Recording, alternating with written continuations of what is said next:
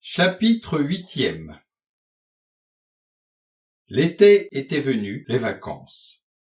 Les abeilles avaient délaissé le seringa pour les jasmins, qui s'ouvraient, bien heureux.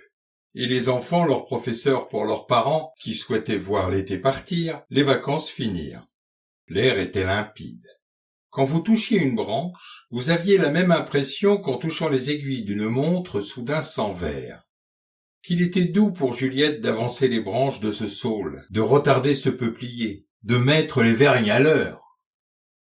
Tous les désastres de la préciosité, mal qui consiste à traiter les objets comme des humains, les humains comme s'ils étaient dieux et vierges, les dieux comme des chats ou des belettes, mal que provoque, non pas la vie dans les bibliothèques, mais les relations personnelles avec les saisons, les petits animaux, un excessif panthéisme et de la politesse envers la création, Juliette les entassait sous ses pas.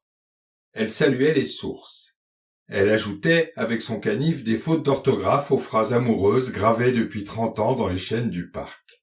Elle ouvrait son ombrelle à l'ombre, elle la fermait au soleil. Elle respirait avec le nez, elle plaçait sa bouche ouverte au-dessus des fleurs.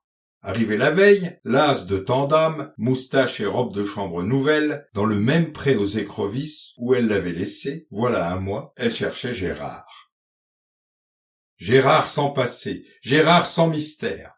Gérard, dont elle avait appris à connaître les gestes et les manies sur le père et même le grand-père de Gérard. Gérard qui avait mangé sa première bouillie, dont elle savait la recette, dans une assiette gravée, dont elle savait les initiales. Gérard qui avait bu tout le lait, tout l'alcool, toute l'eau de sa vie dans des verres, petits verres ou gobelets, dont elle avait lavé chacun, roulé sur des voitures dont elle connaissait le cocher et le cheval par leurs ascendants, chassé avec des chiens dont elle était depuis 20 ans la marraine.